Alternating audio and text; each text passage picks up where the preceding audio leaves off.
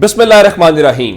लाखों करोड़ों दुरूदो सलाम मोहम्मद मुस्तफ़ा सल्लल्लाहु अलैहि वसल्लम और आले मोहम्मद पर। मैं हूं उमर दराज गोंदल।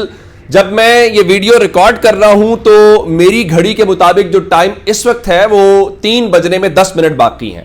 इंतजार कर रहा था कि फैसला आ जाए, लेकिन लगता यह है कि जो जज कुदरतुल्ला है, सीनियर सिविल जज जो इमरान खान के निकाह का केस सुन रहे हैं, वो अचानक कहीं गायब होते हुए लग रहे हैं। हुआ यह कि कल रात को उन्होंने फैसला महफूज कर लिया था, समात कंक्लूड कर दी थी 14 घंटे की समात के बाद, और उन्होंने 26 जो घंटे हैं उसके अंदर समात करके केस मुकम्मल करके पाकिस्तान में रिकॉर्ड कायम किया और यह बताया कि हमारे जजेस, हमारी अदलिया चाहें जिस केस का फैसला तो घंटों के अंदर भी वो फैसला सुना सकते हैं, दिनों तक बाद जाने की जरूरत ही नहीं पड़ती। बताया यह गया कि दिन 1 बजे फैसला सुनाया जाएगा और तमाम जो जज साहब के बाद जो रिपोर्टर्स हैं, जो मीडिया है, जाहिर है वो पहुंचा और पाकिस्तान के अंदर इस वक्त इंतजार है। ये बिल्कुल एक नई किस्म का केस है कि जिसमें 2 अफराद के निकाह को लेके जो सारा कुछ किया गया है, नई ट्रेंड कायम किया जाएगा, नई मिसाल कायम की जाएगी। क्या निकाह कलअदम हो सकता है? हाँ, हमने इर्रेगुलर मैरिज तो सुनी है जिसको रेगुलराइज किया जा सकता है, या वो ये कहेंगे कि जी कोई नया निकाह।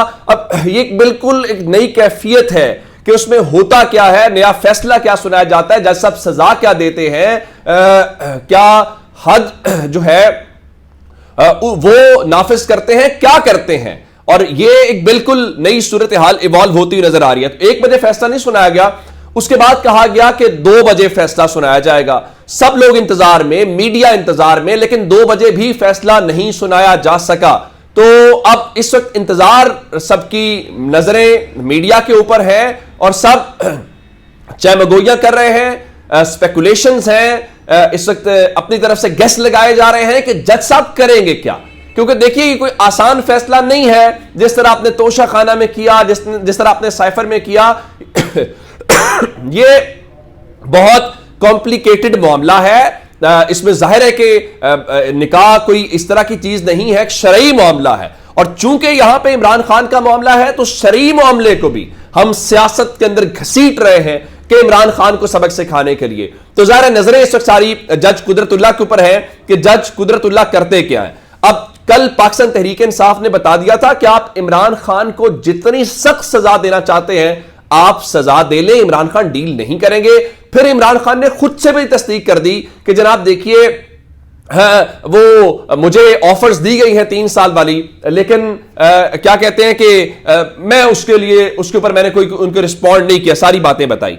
आज नजम सेठी जैसे लोग भी रात को ये बता रहे थे कि देखिए ये एस्टैब्लिशमेंट भी जानती है कि इमरान खान के साथ आप वो काम नहीं कर सकते जो आपने नवाज शरीफ के साथ किया था। मसलन इसका क्या मतलब है डील के हवाले से, तो एंकर उनसे पूछती है कि मुल्क से बाहर का, नहीं, इमरान खान मुल्क से बाहर नहीं जाएगा, और ये लोगों की गलत फहमी है। और फिर उनका इमरान खान को ये भी जो क्या कहते हैं कि वो क्या उसको बोलते हैं कि जो इमरान खान है, इमरान खान के हवाले से उन्होंने ये बताया कि देखिए उनकी इस सपोर्ट बेस है, उनका इस वक्त जो है वो एक बड़ा वो वहां पे है, मकबूलियत है। तो इमरान खान को भी पता है कि कब तक एस्टैब्लिशमेंट इसको खींच सकती है, और उनका ये तारीख भी बताती है कि लंबा मैच नहीं होता।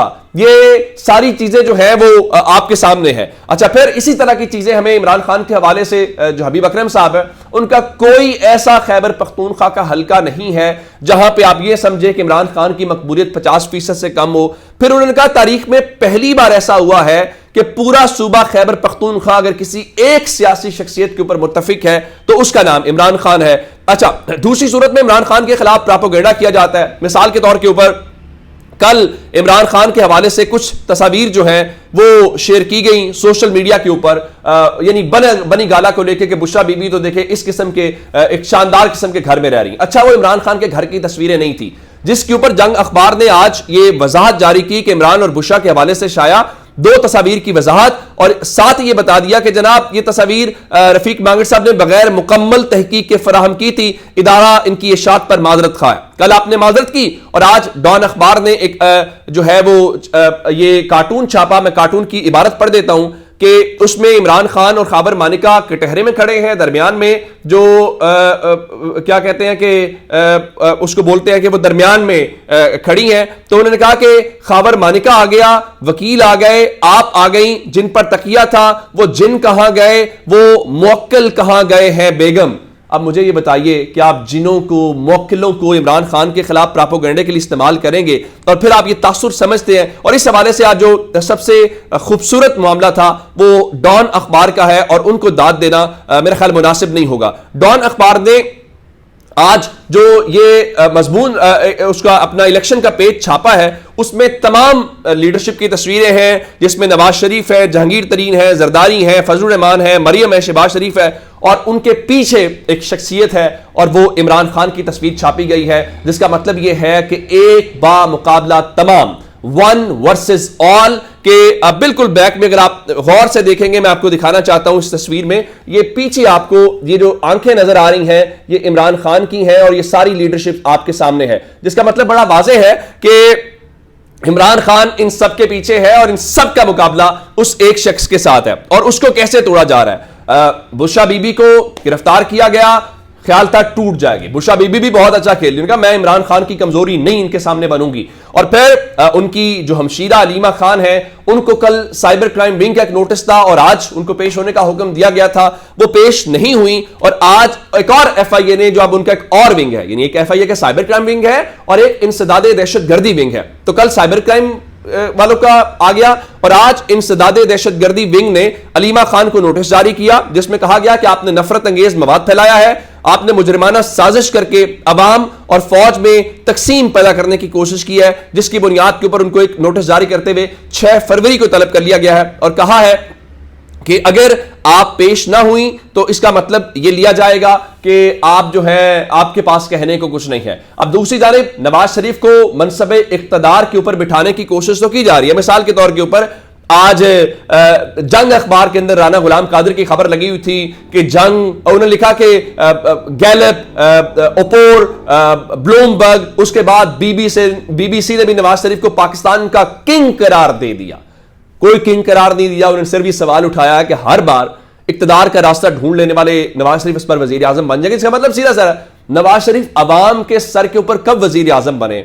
2013 में बने। उस वक्त के जो ऑपोजिशन लीडर सैयद खुर्शीद शाह थे, उन्होंने असेंबली के फ्लोर के ऊपर खड़े होकर कहा था कि नवाज शरीफ डील करके आए हैं और उस वक्त शहबाज शरीफ और चौधरी निसार जाके जो कियानी उस वक्त आर्मी चीफ थे उनसे मिलते थे और सारा कुछ करते थे। तो आप ये चीजें नहीं कर सकते। और आप कैसे इलेक्शन जीत रहे हैं? मिसाल के तौर के ऊपर शेखुपुरा में आपने राना तनवीर के मुकाबले में कौमी असम्बली की निशिस्त पर तहरीक इंसाफ के जो उम्मीदवार उनके हिमायत याफ्ता थे अरशद महमूद मड्डा, उनको महकमा एंटी करप्शन ने गिरफ्तार कर लिया है। सवाबी के अंदर पाकिस्तान तहरीक इंसाफ का जलसा था और सवाबी के अंदर पाकिस्तान तहरीक इंसाफ का जलसा पुलिस ने नहीं करने दिया, इवन कुर्सियां वहां से जलसागाह से हटा दी हैं। बताया गया जी सिक्योरिटी खदशात हैं, जाएं डीसी जो है उनसे पहले इजाजत लें। और आज निगरान वजीर इत्तलात मुर्तजा सोलंकी प्रेस कॉन्फ्रेंस कर रहे थे, वो कह रहे थे जी पाकिस्तान में अदालतें आजाद हैं और पाकिस्तान दुनिया की 5वीं बड़ी जमहूरियत है। अब इस पे हंसना है, ये लतीफा है या हकीकत है? बहरहाल ये उनका दावा जरूर है और वो दावा मैंने आपके सामने रख दिया है। अच्छा, ये अपनी जगह पे चीजें सारी हो गई। दूसरी जानिब अब आप लाना चाहते हैं उसको नवाज शरीफ को, लेकिन नवाज शरीफ को लाने के चक्कर के अंदर मामला इस वक्त क्या है कि चीजें बन नहीं पा रही, पब्लिक भी नहीं है। अच्छा, अगर नवाज शरीफ इतने ही मकबूल हैं फिर लोगों का मतलब यह है कि हर कोई तहरीक इंसाफ छोड़े, हर पार्टी छोड़े और पार्टी छोड़ के तहरीक इंसाफ, नून लीग, बाकी जो जमात छोड़ के नून लीग में शामिल हो। लेकिन इस वक्त नून लीग की अपनी विकटें गिरना शुरू हो गई। जो इंप्रेशन है जिससे आप उससे अंदाजा लगा लीजिए। साबिक एमएनए है आयशा रजब बलोच।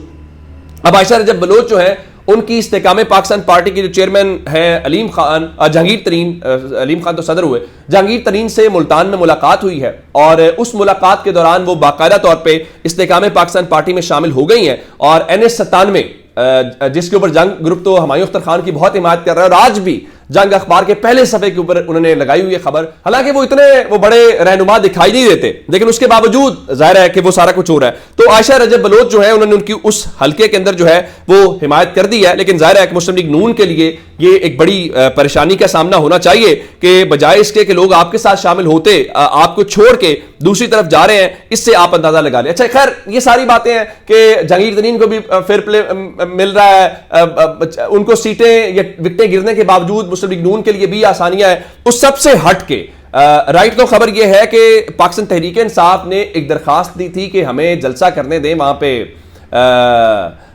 रावलपिंडी के लियाकत बाग के अंदर। अब उन्होंने कहा मैं 4 से 6 के दरमियान किसी दिन भी कर दें, लेकिन उनको अभी तक इजाजत नहीं मिली। लेकिन उसके बदले में वहां पे तहरीक इंसाफ के मुकाबले में नून लीग भी जलसा कर चुकी है, पीपल्स पार्टी भी जलसा कर चुकी है, और हत्ता के अंदाजा लगाएं कि जमात इस्लामी भी जलसा करने वाली है। लेकिन तहरीक इंसाफ जिस तरह सवाबी में उनको जलसा करने की इजाजत नहीं दी जा रही, उस तरह उनको भी नहीं।